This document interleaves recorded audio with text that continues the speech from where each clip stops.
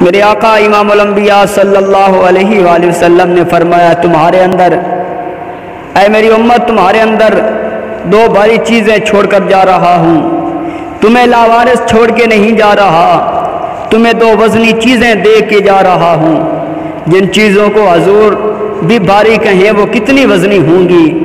وہ دو چیزیں کون سی ہیں؟ اولہما کتاب اللہ، ان میں سے پہلی چیز اللہ کی کتاب ہے، وَإِطْرَتِي أَهْلُ بَيْتِي، اور دوسری چیز میری عطرت، میری اہل بیت کی محبت ہے۔ اور 3 مرتبہ فرمایا، اذکرکم اللہ فی اہل بیتی، میں تمہیں اپنی اہل بیت کے بارے میں اللہ سے ڈراتا ہوں، ان کے معاملے میں کوتاہی نہ کرنا، ان دونوں کے دامن کو مضبوطی سے تھام لو، تم کبھی بھی گمراہ نہ ہوگے۔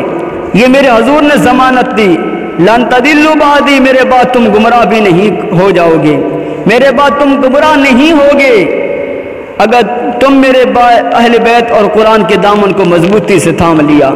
میرے حضور نے تو کہا تھا کہ تم کبھی بھی گمراہ نہ ہوگے، اور ہم 72-73 فرقوں میں بٹ گئے، فرقہ آگے کی جماعتوں میں، ہر جماعت آگے لابیوں میں، ایک دوسرے کے گریبان نوچنے لگے، پگڑیاں پھاڑنے لگے۔ ہمیں تو ضمانت دی گئی تھی کہ میرے بعد تم کبھی گمراہ نہیں ہوگے، تو ہمیں کیا ہوا؟ تو ہمارے حضور نے 2 شرطوں پہ بھی ضمانت دی تھی، اہل بیت کے دامن کو نہیں چھوڑنا اور قرآن کے دامن کو نہیں چھوڑنا۔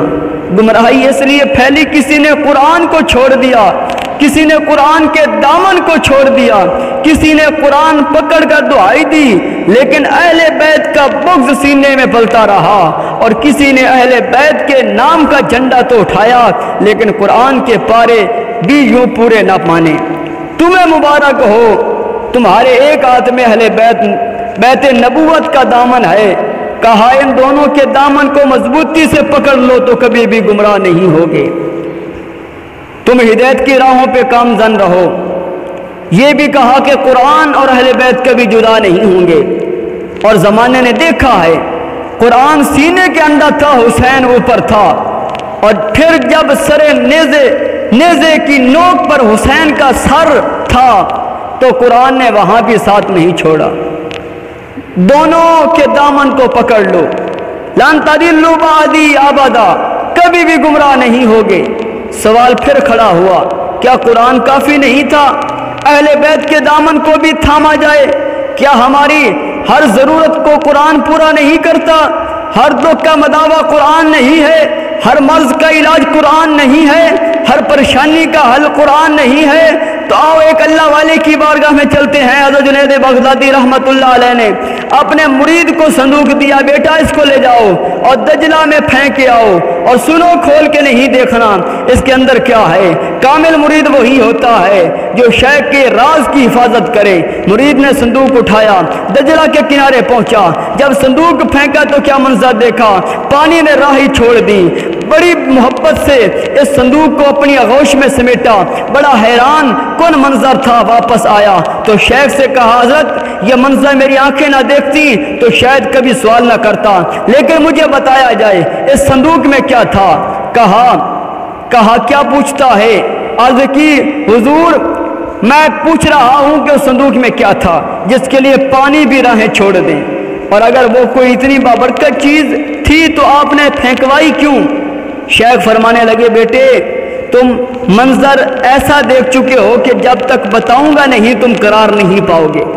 سنو، میں تصوف کے اسرار اور رموز اور غوامس پر 12 سال کی محنت شاقہ سے ایک کتاب لکھی تھی، پھر 12 سال اس کی نوک پلک سنوارتا رہا تاکہ اس کا کوئی جملہ شریعت کے مزاج سے ہٹ کر نہ ہو، پھر 12 سال سوچتا رہا یہ کتاب لوگوں تک پہنچاؤں کہ نہ پہنچاؤں۔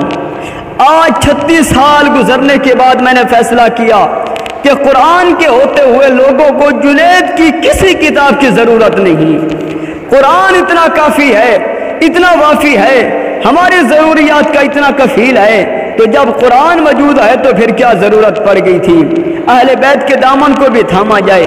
تو سنو، ایک ہوتا ہے علم، ایک ہوتی ہے اس کی عملی مشق، ایک ہوتی ہے تحویری اور ایک دوسرا ہوتا ہے اس کا پریکٹیکل۔ اگر اسلام کی تھیوری دیکھنی ہے تو قرآن موجود ہے، اگر پریکٹیکل دیکھنا ہے تو کربلا کے تپتے ہوئے ریگستان میں حسین ابن علی رضی اللہ تعالیٰ عنہما کا کردار موجود ہے۔ اس لیے کہا نہ قرآن کو چھوڑنا نہ اہل بیت کے دامن کو چھوڑنا، قرآن کی تعلیم کی طرف، قرآن کی تلاوت کی طرف بھی رغبت دلائی کہ راتوں کی تنہائیوں میں اٹھ اٹھ کے قرآن پڑھا کرو اور قرآن پڑھتے ہوئے رویا کرو۔ پھر فرمایا فَإِن لَمْ تَبْكُوا فَتَبَاكُوا، اگر رونا نہ آئے تو رونے کی کوشش ہی کر لیا کرو۔ داتا گنج بخش علی اجمیری علیہ رحمہ نے سے کسی نے یعنی کہ ان کے مرید نے پوچھا اگر رونے کی کوشش کریں پھر بھی رونا نہ آئے تو پھر کیا کریں؟ فرمایا اپنے مقدر پہ رو لیا کرو۔ اتنے سنگ دل ہو گئے ہو کہ تمہاری آنکھیں آنسو کا خراج نہیں دیتی۔ قرآن سے تعلق قائم کرنے کی تلقین کی، فرمایا تمہارا رب سے بات کرنے کو جی چاہے تو قرآن کھول کے بیٹھ جایا کرو، یہ رب ہم سے کلام کرتا ہے، رب کا قرآن ہم سے کلام کرتا ہے۔ حضرت سہل بن عبداللہ تستری کسی جنگل میں رہتے تھے، لوگ انہیں ملنے گئے، واپس پلٹتے ہوئے کسی نے کہا سہل تم جنگل میں رہتے ہو، آؤ نا شہر میں تمہارے مزاج کے لوگ مل جائیں گے، تو یہاں تنہائی میں دن اور راتیں کیسے کاٹتے ہو؟ کہا تمہیں کسی نے کہا کہ میں تنہا رہتا ہوں؟